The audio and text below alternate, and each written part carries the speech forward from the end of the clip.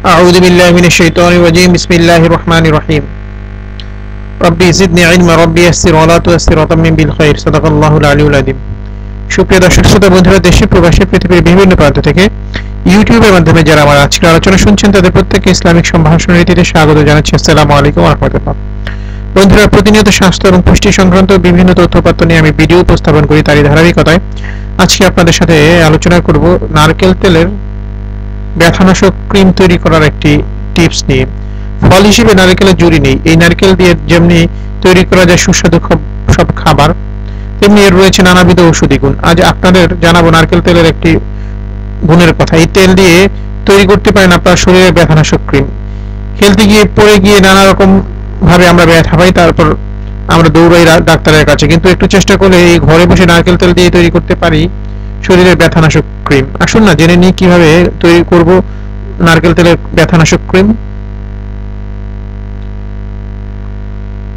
ঘরে তৈরি করুন নারকেলের তেলের ব্যথানাশক ক্রিম। যা যা উপকরণ লাগবে তা হচ্ছে নারকেল তেল আধা কাপ, গোটা গোলমরিচ বাটা 3 টেবিল চামচ, অ্যারারুট গুঁড়া যেটা আছে সেটা 1 টেবিল চামচ, মাখন 1 টেবিল চামচ, পেপারমিন্ট অয়েল 10 ফোঁটা।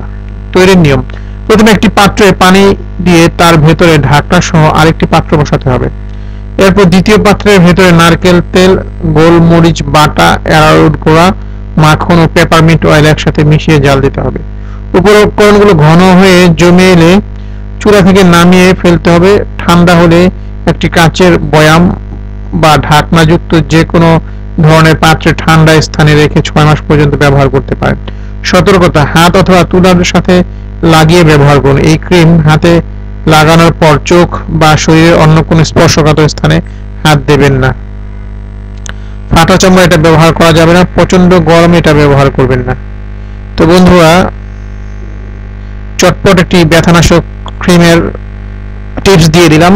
অনেকে আছে যারা পেইন কিলার স্প্রে ব্যবহার করি, বিভিন্নভাবে ব্যথা পেলে তারপরে বিভিন্ন ওষুধ খেয়ে থাকি, তারা সেগুলো না করে প্রাকৃতিক উপাদান দিয়ে একটা পেইন কিলার তৈরি করে ফেলতে পারেন। আশা করি এটা খুব ভালো কাজ করবে। তো আমাদের টিপসটা যদি ভালো লাগে শেয়ার করে দিবেন, আমাদেরকে আপনাদের মতামত জানাবেন, আমাদের চ্যানেলটি সাবস্ক্রাইব করবেন এবং আমাদেরকে লাইক দিয়ে উৎসাহিত করবেন। আজকে পর্যন্তই। ভালো থাকুন, সুস্থ থাকুন, সত্য এবং সুন্দরের সাথে থাকুন। মহান রব্বুল আলামিন আমাদের সবাইকে সাফল্যমণ্ডিত জীবন দান করুন এই প্রত্যাশায়। আসসালামু আলাইকুম ওয়া রাহমাতুল্লাহি ওয়া বারাকাতুহু। আল্লাহ হাফেজ।